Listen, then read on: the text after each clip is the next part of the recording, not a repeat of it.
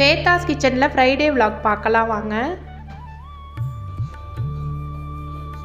ஃப்ரைடேனாலே ரொம்பவே சுறுசுறுப்பாக ஆகிடுவேன். அன்றைக்கி பூஜை பண்ணிவிட்டு விளக்கேற்றணும்.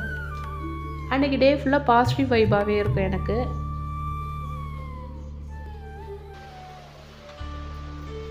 டிஃபனுக்கு தோசையும் கார சட்னியும் தான் செஞ்சுருந்தேன்.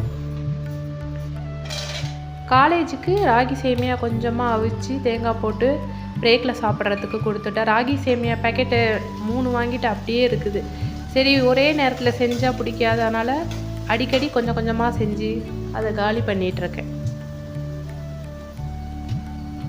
டிஃபன் வேலையெல்லாம் முடிச்சுட்டு பூஜை ரூமில் எல்லாத்தையுமே ரெடி பண்ணி வச்சுக்கிட்டேன் பூஜை பண்ணுறதுக்கு.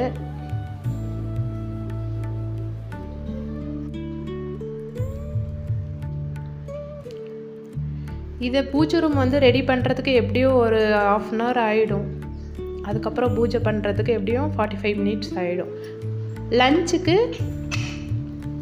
நூல்கல் இருந்ததுனால சாம்பார் தான் செஞ்சுருந்தேன். இந்த நூல்கல் 2 விசில் கொடுத்து வேக வச்சிருவேன். வெங்காயம், தக்காளி, கருவேப்பிலை, இந்த நூல்கல், மஞ்சள் பொடி, குழம்பு மிளகாய் தூள், உப்புலாம் சேர்த்து ஒரு 2 விசில் வேக வச்சுட்டு அதுக்கப்புறம் பருப்பு ஊற்றி இறக்கிடுவேன்.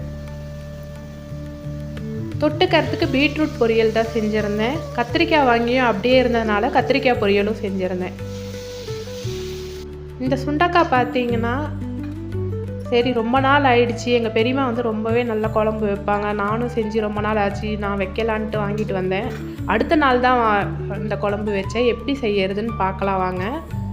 இந்த சுண்டக்காவை நல்லா நசுக்கிட்டு அதில் இருக்க அந்த விதையெல்லாம் ஒரு 4-5 வாட்டி தண்ணியில் போட்டு நல்லா கழுவி எடுத்துடணும். 4 வாட்டி கழுவுனாலே அந்த விதையெல்லாம் வந்துடும் தனியாக. இப்போ தனியாக எடுத்து வச்சுக்கணும்.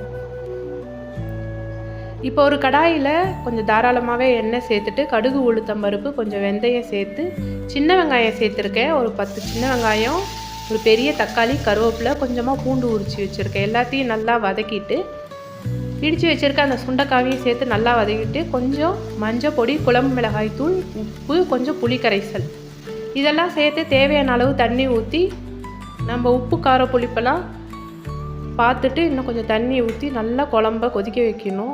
எண்ணெய் பிரிஞ்சு வர அளவுக்கு நம்ம குழம்ப கொதிக்க வைக்கணும்.